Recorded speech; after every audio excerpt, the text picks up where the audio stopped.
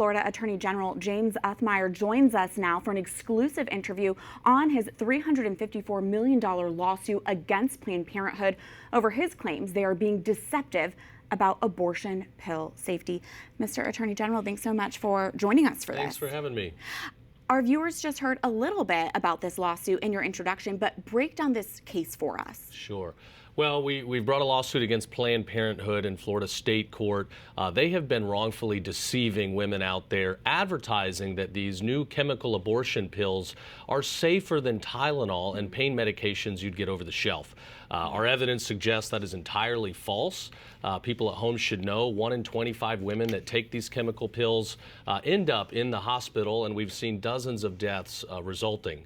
So we're continuing to learn more, but the reality is there are dangers and harms with these dangerous chemical abortion pills that we're only going to see more of going forward. So we brought a suit, and we want to make them pay for it and stop what they're doing. Our viewers at EWTN News know well we've been reporting a lot on the harms that these chemical abortion drugs carry, and it sounds like you've seen that as well in the state of Florida.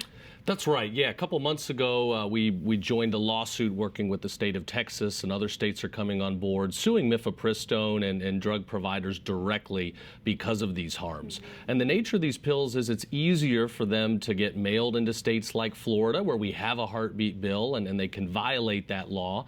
They also are more easily into the hands of kids as a result of these new practices.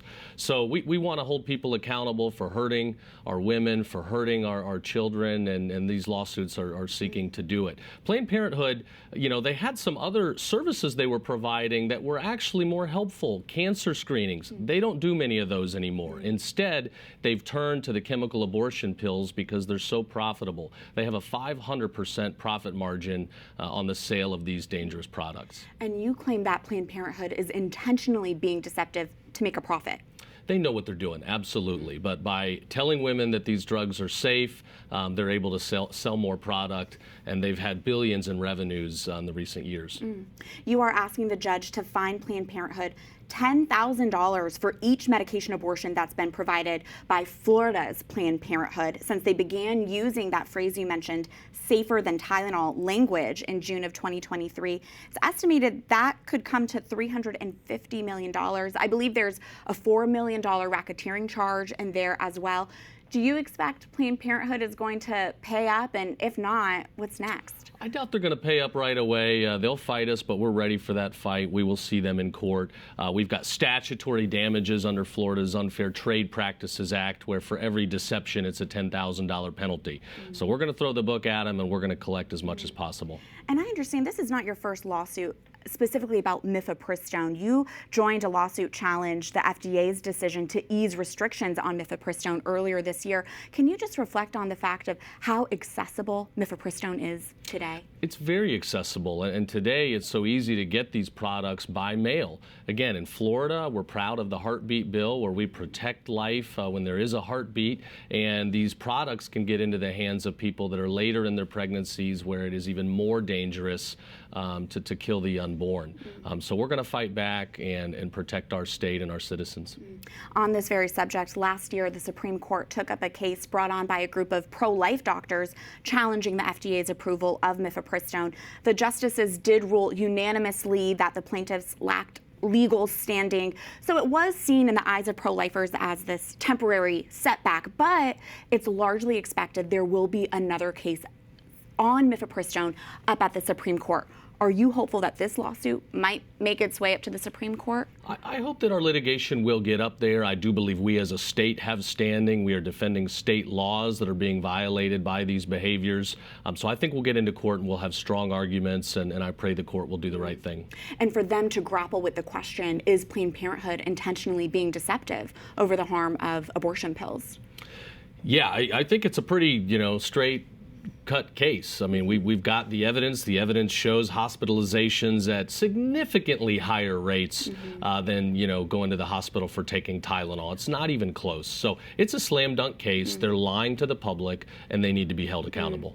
I'd love to get your take on this. Since the overturning of Roe v. Wade, more than 3 years ago now at the Supreme Court, the pro-life issue has plummeted in political popularity, it's seemed. But there are still a number of significant legal successes. Generally speaking, right now, it seems the pro-life issue is winning in the courts but losing in the polls. Can you speak about the role the courts play right now, especially in advancing the pro-life cause and pro-life protections? Well, courts play an important role in protecting individual liberties, protecting, state laws that seek to protect women and children. And on the political side, I think, we as the pro-life movement have to do a better job of explaining the harms, explaining the risks. In Florida, when the pro-abortionists, tried to push this new amendment that would have created a constitutional right to abortion up until late term, the way they wrote the language, it even would have allowed children to get abortions without the knowledge of their parents, and it would have allowed abortions to be conducted without doctors. So children getting abortions behind their parents' back from non-doctors. Those are powerful facts that even people that might not be entirely with us in the pro-life movement stop and say, you know what, that is wrong, that is dangerous. So at the end of the day, we've got to do a great job of educating people on the issues that are facing us, because the other side is evil. They support death, and they're willing to go to any length to achieve it.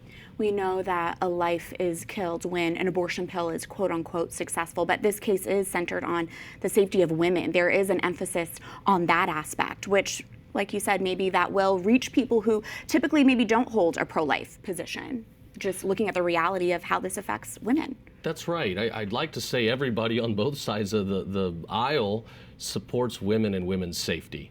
And wherever you stand on abortion, the reality is these drugs are sending women to the hospital. That can't happen. So that's why this fight is so important. James, I'd be remiss to not ask you about this. Here we are on the Global Catholic Network. You are a devout Catholic. You're a Catholic father. How does that identity shape your work as a public servant? I would say I start every day with a worldview that's defined by my faith, my love for Christ, my love for my family. Everything we're doing in Florida is, in an effort to fight the good fight, protecting our kids, supporting law enforcement, fighting for individual liberties, religious liberties, and fighting back and suing companies and organizations like Planned Parenthood.